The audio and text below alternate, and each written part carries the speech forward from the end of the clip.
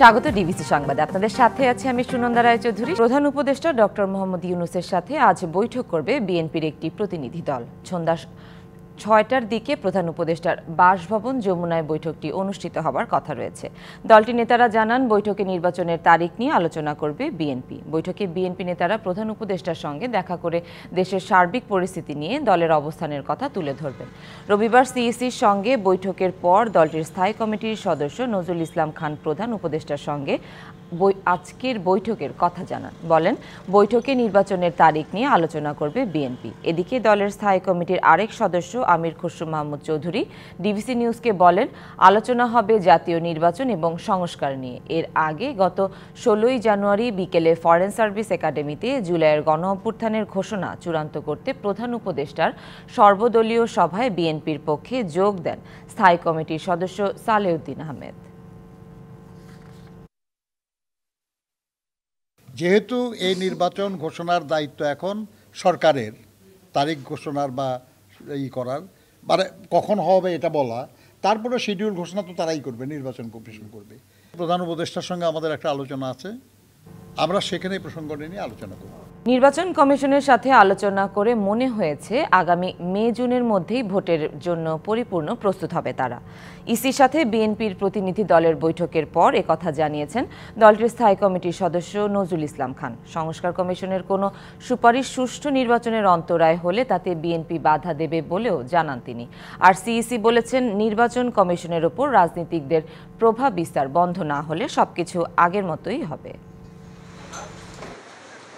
কবে নির্বাচন এ বিষয়ে এখনো আসেনি সুনির্দিষ্ট তারিখ। তবে বিএনপি চায় এ বছরের মাঝামাঝি নির্বাচন, আর সেই নির্বাচনের রোডম্যাপ যাতে দ্রুততম সময় দেওয়া হয় সে দাবিতে ৬৪ জেলায় সমাবেশের প্রস্তুতি নিয়েছে বিএনপি।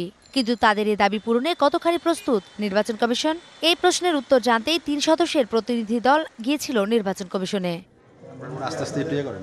প্রায় ৩.৫ মাস আগে গঠিত নির্বাচন কমিশনের সাথে প্রথমবার বৈঠকে বসেছিল বিএনপি। প্রায় ১.৫ ঘন্টা বৈঠক শেষে দলের স্থায়ী কমিটির সদস্যরা জানান, সংস্কার কমিশনের কোনো সুপারিশ যদি নির্বাচনের অন্তরায় হয় তবে বিএনপি তার বিরোধিতা করবে। ব্যাপারটা হচ্ছে, সংস্কার কমিশন যে সুপারিশ করবে সেই সুপারিশ নিয়ে স্টেক হোল্ডারদের সঙ্গে সরকার আলোচনা করবে, কইরা যে সিদ্ধান্ত হবে সেই সিদ্ধান্তের আলোকে যদি আইনের পরিবর্তন হয় বা বিধানের পরিবর্তন হয়, নির্বাচন কমিশনকে সেটা মানতে হবে। আমরাও যদি মনে করি যে কোনো সংস্কার কমিশনের কোনো প্রস্তাব সুষ্ঠু নির্বাচনের পথে অন্তরায়, ওটা তো নির্বাচন কমিশন কেন, আমরাও বাধা দেব। নেতারা জানান, সোমবার প্রধান উপদেষ্টার সঙ্গে বিএনপির বৈঠকে নির্বাচনের তারিখ নিয়ে আলোচনা করবে বিএনপি। প্রধান উপদেষ্টার সঙ্গে আমাদের একটা আলোচনা আছে, আমরা সেখানে প্রসঙ্গ নিয়ে আলোচনা করব। এর আগে সকালে এক অনুষ্ঠানে প্রধান নির্বাচন কমিশনার বলেন, বর্তমান কমিশন কোনো রাজনৈতিক দলের পক্ষে কাজ করতে চায় না, রাজনীতিতেও ঢুকতে চায় না। তারা চায় রাজনীতিবিদদের প্রভাবমুক্ত কমিশন। রাজনৈতিক নিয়ন্ত্রণ অন দ্য ইলেকশন কমিশন, এটা আমার কাছে খুব বড় কারণ মনে হয়েছে অতীতে। এটার থেকে আমাদেরকে বেরিয়ে আসতে হবে, নাইলে কিন্তু ইলেকশন কমিশন তার দায়িত্ব সঠিকভাবে পালন করতে পারবে না, আবার সেই পুরানো ইতিহাসের পুনরাবৃত্তি হবে। প্রধান নির্বাচন কমিশনার প্রতিষ্ঠান হিসেবে ইসি ধ্বংস হয়ে গেছে উল্লেখ করে বলেন, ইসির একার পক্ষে নির্বাচন অবাধ, সুষ্ঠু, নিরপেক্ষ করা সম্ভব নয়। রাজনৈতিক দলের পক্ষে বা বিপক্ষে দাঁড়াতে চাই না। Nupur Mahmud, DBC news, Dhaka. Operation devil হান্টে সারা দেশে ধরা পড়েছে ১৩০৮ জন। ডেভিল শেষ না হওয়া পর্যন্ত অপারেশন চালিয়ে যাওয়ার কথা জানিয়েছেন স্বরাষ্ট্র উপদেষ্টা। আর আইন শৃঙ্খলা বাহিনীর সমন্বয়ের জন্য সেন্ট্রাল কমান্ড সেন্টার চালু করা হয়েছে বলে জানিয়েছে প্রধান উপদেষ্টার প্রেস উইং। শুক্রবার রাতে শেখ হাসিনা সরকারের মন্ত্রী মোজাম্মেলের বাড়িতে ভাঙচুরের খবর দিয়ে ডেকে নিয়ে হামলা করা হয় বৈষম্য বিরোধী ছাত্রদের ওপর। আহত হন অনেকে।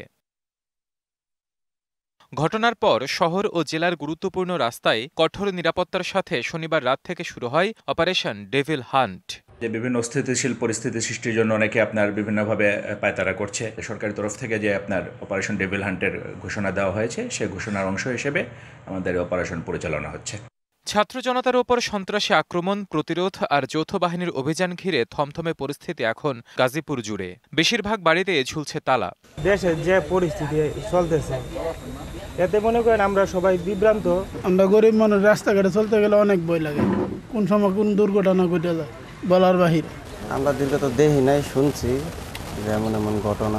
ডেভিল যতদিন পর্যন্ত না শেষ হবে ততদিন ডেভিল হান্ট অপারেশন চলবে বলে জানিয়েছেন স্বরাষ্ট্র উপদেষ্টা। আর স্বরাষ্ট্র মন্ত্রণালয়ের সিনিয়র সচিব জানান, দেশের স্থিতিশীল অবস্থাকে যারা অস্থিতিশীল করতে চাচ্ছে তাদের দমন করতে অপারেশন ডেভিল হান্ট। ডেভিল মানে কি?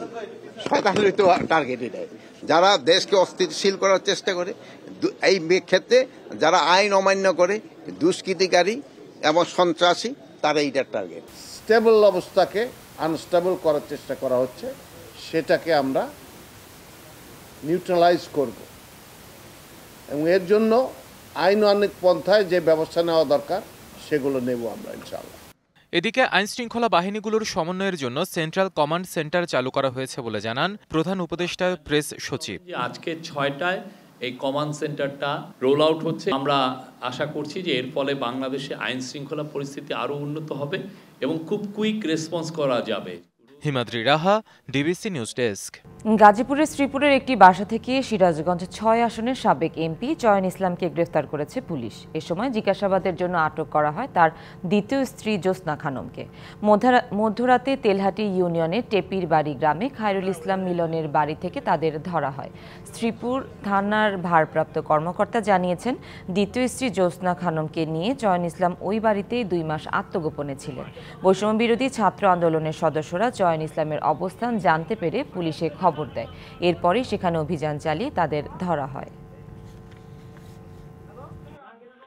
ধানমন্ডি ৩২ নম্বরে শেখ মুজিবুর রহমানের বাড়ির বেসমেন্টে আয়নাঘরের অস্তিত্ব পায়নি ফায়ার সার্ভিস। আয়নাঘর বা গোপন বন্দিশালা আছে কিনা এমন সন্দেহে বেসমেন্ট থেকে পানি সরানোর পর সেখানে কিছুই পাওয়া যায়নি।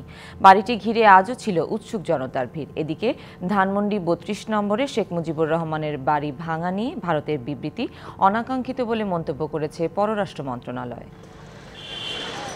৫ ফেব্রুয়ারি ঘটনার পর থেকে ধ্বংসস্তূপ হয়ে দাঁড়িয়ে আছে ধানমন্ডির ৩২ নম্বরের শেখ মুজিবুর রহমানের বাড়িটি। পুরোপুরি ভাঙা হয়নি। সেই বাড়িটি দেখতে প্রতিদিন ভিড় করছে মানুষ। রবিবার সকাল থেকেও ছিল সেই দৃশ্য। ভাঙা বাড়ি দেখতে এসে সাধারণ মানুষ বলছেন, দুঃশাসনে এতদিন অতিষ্ঠ ছিল তারা, প্রাণ খুলে কথা বলতে পারতেন না। কখনো কল্পনা করতে পারি নাই যে আমরা স্বাধীনভাবে কথা বলতে পারবো, স্বাধীনভাবে চলাফেরা করতে পারবো। কখনো এই রাস্তা দিয়ে হাঁটতেও পারিনি। মানুষে ভোট দিতে পারে নাই, মানুষের মুখের কথা বলতে পারে নাই, মনের কথা বলতে পারে নাই, সবকিছু মিলে বই প্রকাশ। বাড়ি থেকে কেউ নিয়ে যাচ্ছে ইট, কেউ বা কষ্ট করে খুলে নিচ্ছে রড। ওই যে সৈরাচারে বাড়ি বোল্ডোজারে ভাঙছে, ওইটি সাপ শিয়ানা করতেছে, অর্ধেক পুড়ে ফেলছে। আর অর্ধেক ওরা সবাই যেমন ভাঙতেছে আমরাও ভাঙতেছি, তার জন্য এমনি অন্য কোনো নির্দেশ নেই। এইরকম ধরনের যাতে আচরণ আর কোনো সরকার না করতে পারে। ভবনটি পুরোপুরি নিশ্চিহ্ন করে সেখানে জুলাই আগস্টের শহীদদের পরিবারের নামে বরাদ্দ দেওয়ার দাবি করেছেন কেউ কেউ। যারা গুল্লি খেয়ে মারা গেছে এদেরকে ফ্ল্যাট করে দেওয়া হোক, পাশাপাশি মসজিদও থাকুক। বেশিরভাগ বাংলার জমিনে আমরা দেখতে চাই না, আমরা শান্তিসুষ্ঠ একটা এই সরকার চাই। শেখ হাসিনা দুঃশাসনের ক্ষোভে ছাত্র জনতার ৩২ নম্বর বাড়িটি ভেঙে ফেলেছে বলে মনে করেন দেখতে আসা মানুষ। বিদেশে যায় ওই উস্কানি মূলক ওই যে ভাষণ দেওয়ার কথা বলার কারণে তখন মানুষে হয়ে উত্তেজিত হইয়া তখন এটা করছে। Mahmudul Hasan Nazim, DBC news, Dhaka. পিডিএফের যুগে ছাপার অক্ষরে বইয়ের ঘ্রাণ যেন মানুষকে টেনে নিয়ে যায় শৈশবের স্মৃতিতে। তাই তো মেলায় বইপ্রেমী পাঠকরা এসেছেন রাজধানীর বাইরের বিভিন্ন জেলা থেকেও। তবে এবারে কাগজে বাজারে অস্থিরতার প্রভাব ফেলেছে বইয়ের দামেও। এ কারণে বইয়ের দাম বেশি হওয়ায় কম বেচাকেনায় হতাশার সুর বিক্রেতাদের কণ্ঠে। বিখ্যাত আইসবার্গ তত্ত্বের প্রবক্তা মার্কিন সাহিত্যিক ও সাংবাদিক আর্নেস্ট মিলার হেমিংওয়ে মনে করতেন, মানুষের বিশ্বস্ত বন্ধু হলো বই। তাই পাঠকদের প্রতি তার আহ্বান ছিল, যদি বিশ্বস্ত বন্ধু পেতে চান তবে বই পড়ুন।